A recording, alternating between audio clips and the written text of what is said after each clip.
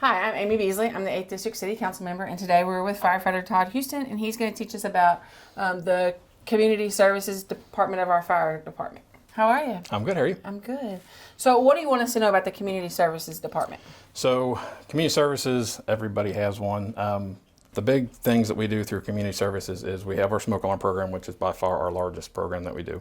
We have our car seat program. We have our Citizens Fire Academy. We do 2 classes a year, one in the spring, one in the fall. They're 9 weeks each. On Wednesday nights, start at 6. They're over about 9 o'clock. Each week has its own theme. We eat dinner. We feed you. So we'll sit down and eat a meal together about 6 o'clock, 6:30ish, 6:45. We'll go out and do the theme for that night. One night you get to cut up cars and go up in the ladder. One night we teach you hands-only CPR and bleeding control, and you get to talk to our paramedicine folks. There's a special operations night where our hazmat and our rescue folks come down there. It ends up at graduation, but the week before graduation we go out to the airport and they light off their big new $15 million simulator, and you all get to put it out. So it's very hands-on. It's adapted, we've adapted it over the last several years, trying to condense it down to be more hands-on, less standing around, and it seemed to be really, really popular. So. Who can come? Anybody, 15 or older. 15 to 18, 15, 16, 17, you have to have a guardian on site. They don't have to do the program with them. They just have to be there in case something happens. 18 to 100, anybody you don't have to live in Fayette County. You have to be able to show up on Wednesday nights. And then after the class is over, is there a way I can still be involved with the firefighters even though I've been through that program? Yes, they have a Citizens Fire Academy Alumni Association where they meet once a month. They support us in all the different things we do. Throughout the year, they help serve the food at each CFA. They also help us with our toy program, our fire prevention festival, our golf scramble, anything that we do, any events we do with the community, they come out and they help us. The Fire Prevention Festival that we have out of National Station Park, 4,300 people came through the gate. That's residents of anywhere. That's not including the volunteers, all the people that were there with vendors and touch a truck and bounce houses. So it's from 2 to 6, usually the first Sunday of October. There's fire truck rides, there's free food, there's food trucks for the people that don't want free hot dogs, there's a touch a truck, bounce houses, petting zoo, you name it out there, and smoke trailer, and it's all free except unless you want something from the food trucks, but everything else is free to get in, and it's nonstop from 2 o'clock to 6 o'clock. So with the car seat program, if I'm an expected parent or my child is moving up car seats, I can bring that to you and you'll install it safely in my car? So we have 24 stations in the city. 5 of those stations and our office are considered car seat locations. So, which means of those 6 locations, there's a car seat tech in those locations. They can call our office and set up an appointment to make sure that somebody's at the station or in the office when they show up. But essentially, we don't supply the car seats, but they show up and we help them install it, make sure they know what they're doing, and they could do it again if they had to take it out at any point in the future. Could be brand new parents, could be grandparents picking up the grandchild for the first time. Like you said, going up to the next level car seat. Some people will take them out to clean them and stuff like that, and don't remember how to put them in. So they can set an appointment up and then we can help them do that. And do you know which fire stations it is off the top of your head? So our office here on Old Frankfort Pike, Station 1, Station 21, Station 11, Station 16, and Station 2. Oh, Station 16, that's in Yes. the 8th District. Yes, that's where I was at for a long time. Yes, I love that. Pretty much anything that has to do with public education with Fayette County Public Schools. Our office schedules, Katrina up front, she schedules all the truck visits for the trucks to go to schools. We have a big 40-foot safety trailer that I think we took it out 50 or 60 times last year. October's extremely busy because of being Fire Prevention Month.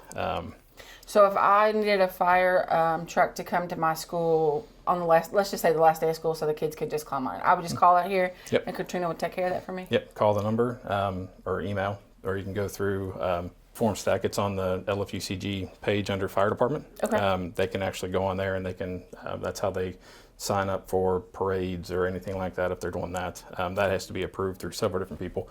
But truck visits, station visits, people coming to the stations, us going out to the schools or to the businesses, anything like that is all scheduled through Katrina. Same with the smoke trailer, because I think that's a little more intense than just me getting a fire truck, right? She schedules all that. It's 40 foot long, so it can't be at everything. By the time you put the truck on the front of it to pull it, you're looking at 60, 65 feet, so it can't just be anywhere we want to put it. but it goes out a lot throughout the year, especially October. We also teach hands-on CPR, bleeding control.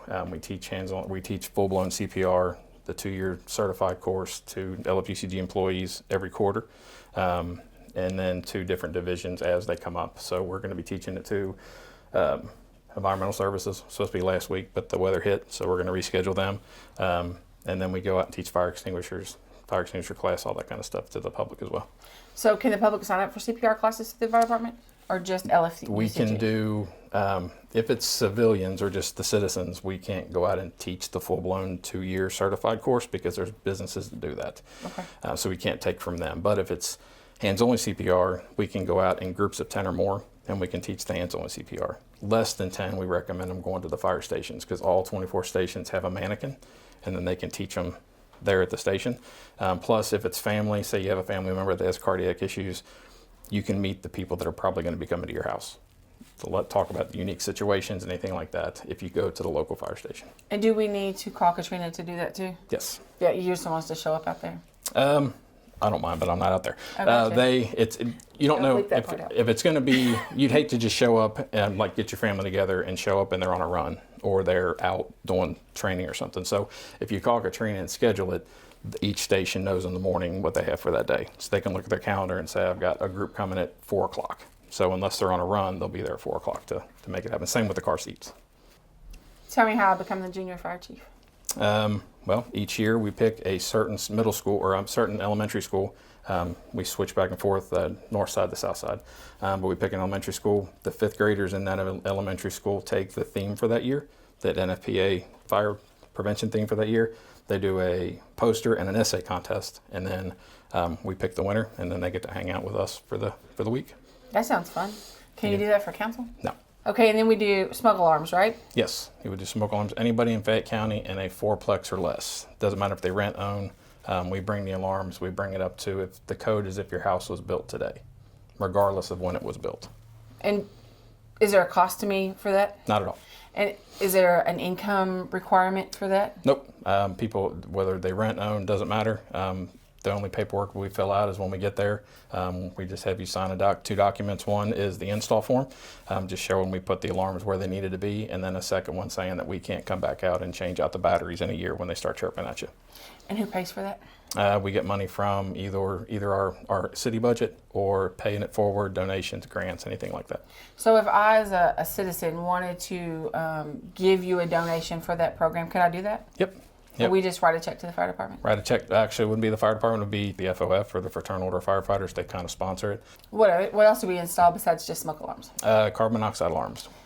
So we're about to pass an ordinance at the city level that says that people are required to have them in their houses if they have gas, heat, or hot water, any kind of gas in the house, right?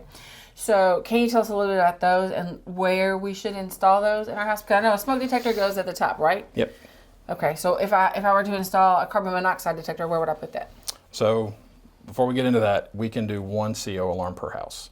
So we can do as many smoke alarms as it takes to bring it up to the current code, which would be 1 in every bedroom, 1 outside each sleeping area, and 1 in every level change.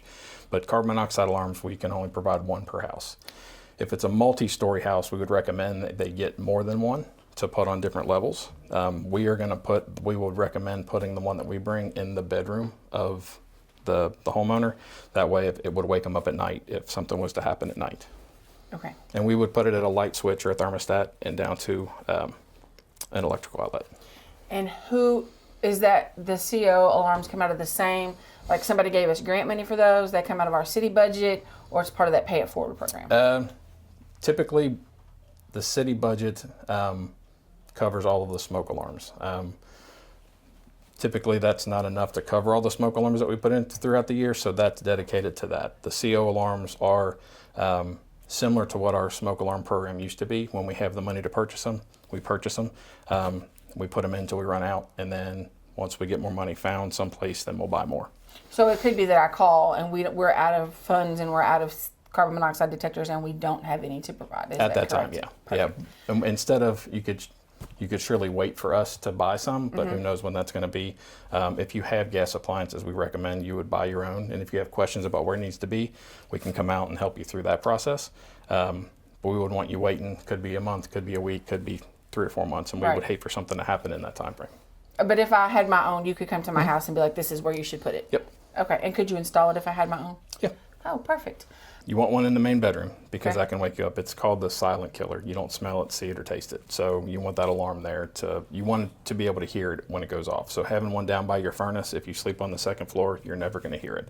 So if you want to put one down by the furnace or the gas logs or the water heater, that's fine. But we would still prefer you have one in your main bedroom. If you're able to, then I would put one where everybody that's going to be asleep would be able to hear it, whether it's on the first floor, second floor, split level, wherever. Okay. And then, so should I have one in the main part of the house too, or just in the bedrooms? So I can hear it when I'm awake? Yeah, I would. Yeah, especially if you have gas logs or something like that that's in the common sitting area. A lot of people think, well, I have a carbon monoxide combination smoke alarm on my ceiling. It's going to take a lot for it to get up there. So you want the standalone CO alarm somewhere in that area on your. And if you don't want extra holes, sometimes we'll go in and people don't want a bunch of holes because the ones that we have, you just hang on 2 screws, set it on a dresser, set it on a nightstand, someplace in there that it would still pick it up. Tell me how many smoke alarms we have installed in the last year.